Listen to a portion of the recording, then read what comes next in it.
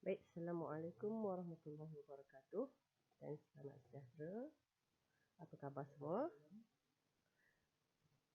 Saya harap anda semua sihat. Baik, hari ini kita akan lanjutkan pembelajaran kita masih lagi dalam bab 5 iaitu sistem kewangan. Tapi hari ini subtopik ialah institusi kewangan bukan perbankan. Pernah dengar tak? Mungkin ramai yang tak pernah dengar ada institusi kewangan bukan perbankan. Tapi sebagai pelajar perniagaan, anda kena faham perkara tersebut ya, institusi kewangan bukan perbankan. Baik, apa yang dimaksudkan dengan institusi kewangan bukan perbankan? Okey, kita ada beberapa institusi kewangan bukan perbankan, iaitu daripada syarikat insurans. Kedua, institusi kewangan pembangunan, lembaga tabung haji, ni anda pernah dengar, selalu dengar kan? Kumpulan wang persaraan dan juga bank simpanan nasional. Baik, apa dia syarikat insurans? Kita bincangkan dulu syarikat insurans. Institusi kewangan bukan perbankan yang pertama iaitu syarikat insurans. Syarikat insurans ni merupakan perusahaan swasta yang menghasilkan keuntungan dengan menawarkan perlindungan terhadap risiko kepada pelanggan, dan sebagai balasan pelanggan dikenakan bayaran dalam bentuk premium. Kemudian syarikat insurans ni aktif dalam pasar modal dengan melaburkan sebahagian daripada kumpulan wangnya ke dalam sekuriti syarikat atau kerajaan. Fungsi syarikat insurans. Syarikat insurans membayar pampasan kepada pemegang polisinya terhadap risiko-risiko seperti kerugian harta benda, kehilangan nyawa dan lain-lain. Selain itu, syarikat insurans menggerakkan pembangunan ekonomi negara dengan pelaburan dana premium yang diterima dalam surat jaminan kerajaan, surat jaminan korporat, harta tetap dan lain-lain lagi.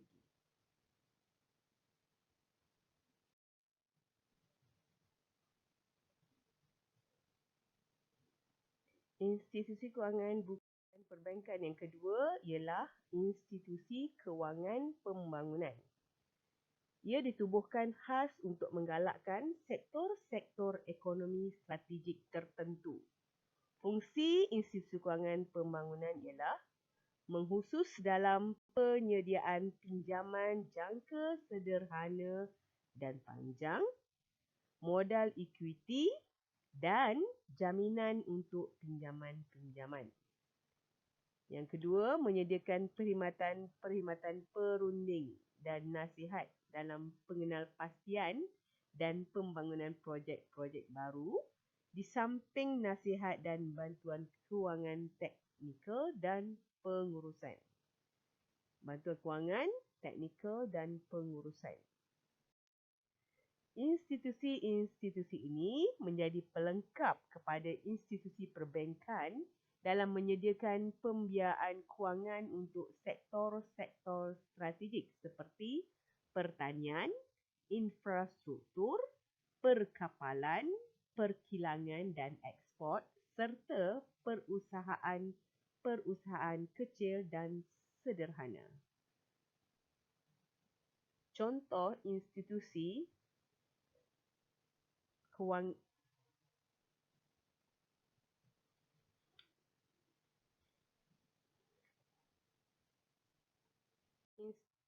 Contoh institusi kewangan pembangunan ialah Bank Pembangunan Malaysia Berhad, Agrobank atau disebut sebagai Bank Pertanian Malaysia, SME Bank iaitu Bank Perusahaan Kecil dan Sederhana Malaysia Berhad, dan yang contoh yang seterusnya adalah Exim Bank iaitu Departemen Export Import Bank of Malaysia Berhad.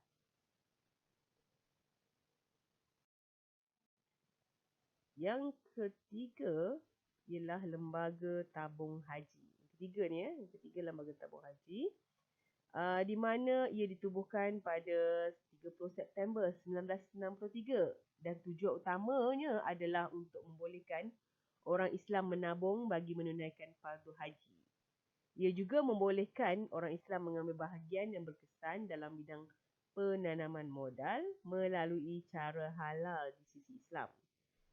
Dan seterusnya membeli perlindungan dan kebajikan jemaah haji melaksanakan fardu haji dengan menyediakan pelbagai kemudahan dan perkhidmatan.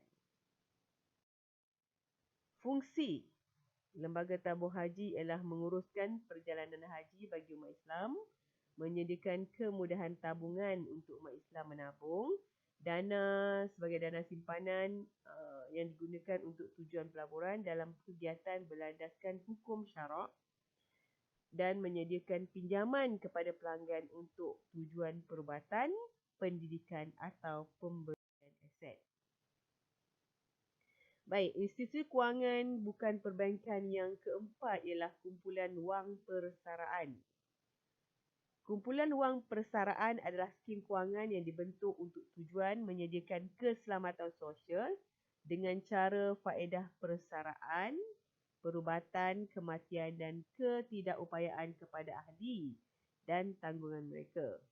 Kumpulan wang persaraan merangkumi kumpulan wang simpanan pekerja KWSP, kumpulan wang simpanan guru KWSG, Pertubuhan Keselamatan Sosial PERKESO dan Lembaga Tabung Angkatan Tentera LTAT. Fungsi kumpulan wang persaraan ialah pengurusan caruman daripada kerajaan persekutuan, badan berkanun, pihak berkuasa tempatan dan agensi-agensi lain. Fungsi seterusnya adalah untuk pentadbiran, pengurusan dan pelaburan dana dalam ekuiti, sekuriti pendapatan tetap, instrumen pasaran wang dan bentuk-bentuk pelaburan lain yang dibenarkan di bawah Akta Kumpulan Wang Persaraan 2007. Di bawah Akta 662. Kemudian pengurusan pembayaran pencen dan juga memberi perlindungan keselamatan sosial kepada pekerja dan tanggungannya. Dan yang terakhir, institusi kewangan bukan perbankan yang terakhir ialah Bank Simpanan Nasional. Bank Simpanan Nasional atau dikenal dengan BSN ditubuhkan pada 1/12 tahun 1974 di bawah Akta Parlimen. BSN ini di bawah pengawasan Kementerian Kewangan Malaysia, Government Owned Bank. Bank ini ditubuhkan untuk menggalakkan tabungan bagi golongan yang berpendapatan rendah. Fungsi BSN ialah menyediakan saluran untuk menyimpan dan melabur bagi orang awam dengan menawarkan rangkaian perkhidmatan perbankan yang komprehensif. BSN juga menggalakkan dan menggembeling simpanan terutamanya daripada penyimpan-penyimpan kecil. Ia akan menanam tabiat jimat cermat dan menyimpan. Kemudian BSN menggunakan dana ini untuk pelaburan termasuk membiayai pembangunan ekonomi negara. Baik, secara umumnya fungsi institusi kewangan bukan perbankan pertama ialah menerima deposit. Perkhidmatan deposit yang disediakan memberi faedah kepada unit lebihan iaitu untuk keselamatan, pembayaran, pendapatan, pindahan wang dan lain-lain. Contohnya akaun tabungan BSN mempunyai akaun simpanan tetap, akaun pelaburan am dan akaun simpanan wadiah. Premium, syarikat insurans menerima premium daripada CD Insurance secara tetap untuk jangka masa tertentu. Lembaga tabung haji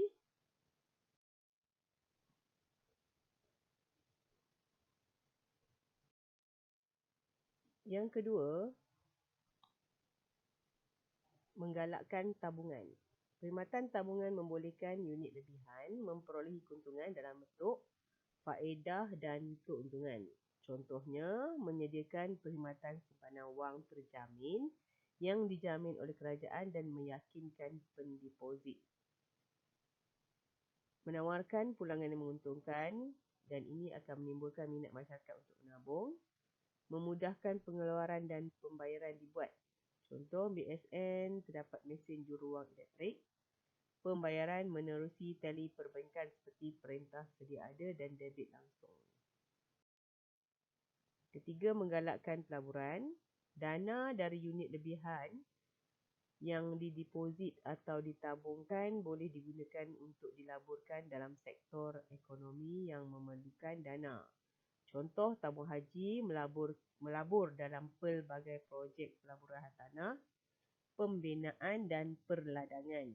Menyalurkan tabungan untuk pelaburan, membiayai pelaburan kerajaan dan sektor swasta, menawarkan sijil-sijil pelaburan. Syarikat insurans dan KWSP membeli surat jaminan kerajaan dan bil perpendaraan. BSN melanggar surat jaminan kerajaan. BSN melanggar surat jaminan kerajaan. Ia juga sebagai sumber kewangan kepada pasaran modal. Institusi yang menerima deposit tabungan dan pelaburan boleh menyumbang dan menyediakan dana ke dalam pasaran modal dalam bentuk saham atau sekuriti hutang. Mengurangkan pergantungan kepada sumber kewangan antarabangsa. Baiklah. So, kita dah bincangkan tentang institusi kewangan bukan perbankan. Baik. Pelajar-pelajar sekalian, bolehkah anda senaraikan semula apakah institusi kewangan bukan perbankan? Baik, senaraikan institusi kewangan bukan perbankan tadi yang kita telah bincangkan tadi.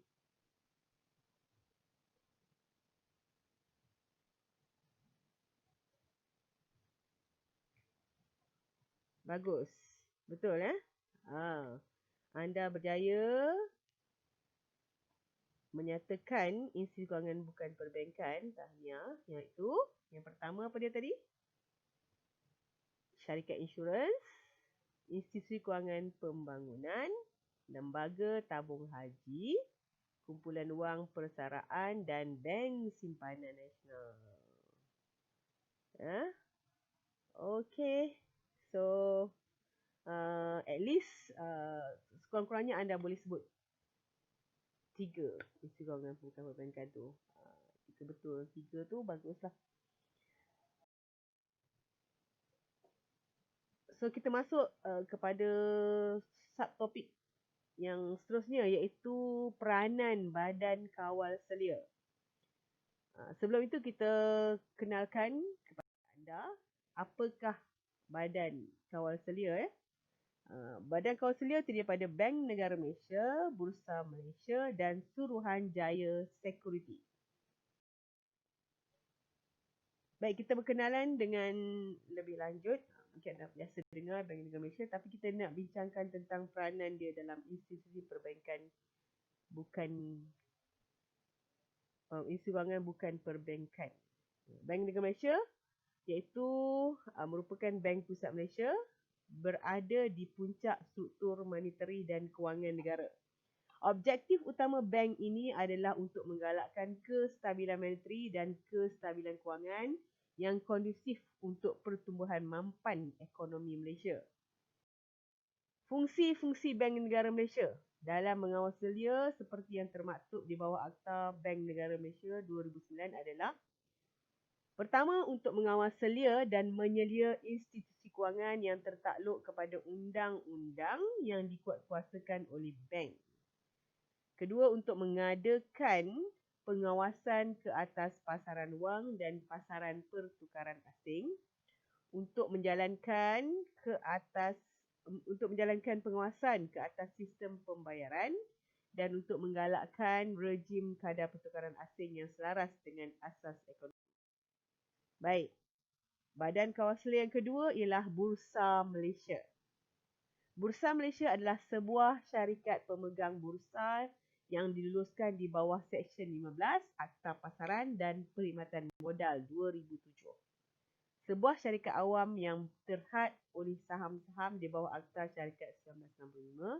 Bursa Malaysia mengendalikan sebuah bursa bersepadu penuh yang menawarkan produk-produk equity, derivatif, bond serta produk-produk Islam dan menyediakan julat luas bagi pilihan-pilihan pelaburan secara global.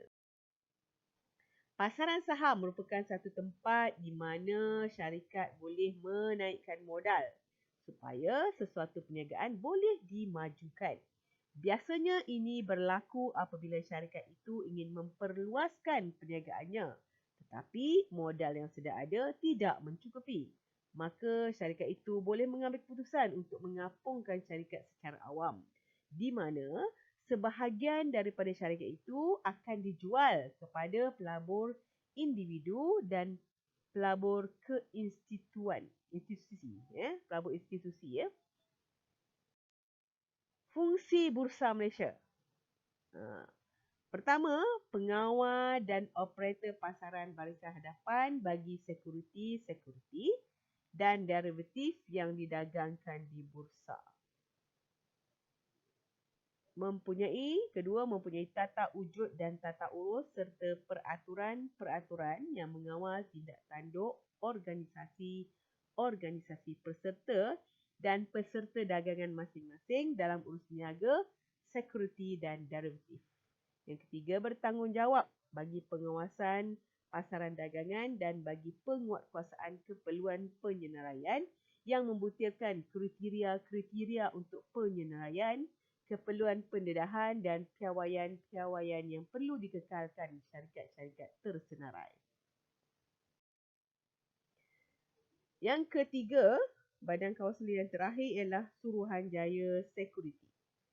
Suruhanjaya Security ataupun SC Security Commission bertanggungjawab untuk mengawal selia dan membangunkan pasaran modal di Malaysia dengan kuasa penyiasatan dan penguatkuasaan. Ia melapor kepada Menteri Kewangan dan akaunnya dibentangkan di Parlimen setiap tahun.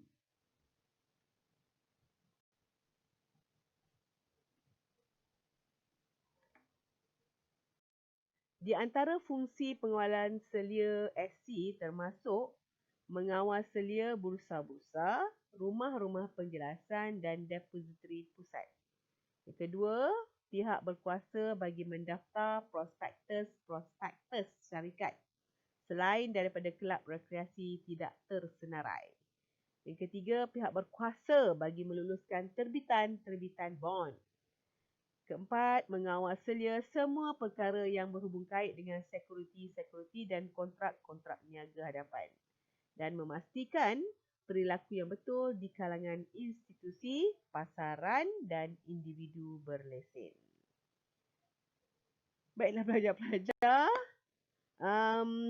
kita dah habis subtopik ini, iaitu hari ini kita dah bincangkan tentang institusi kewangan bukan perbankan.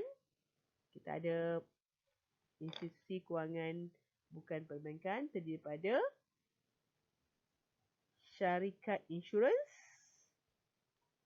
institusi kewangan pembangunan, lembaga tabungan haji, lagi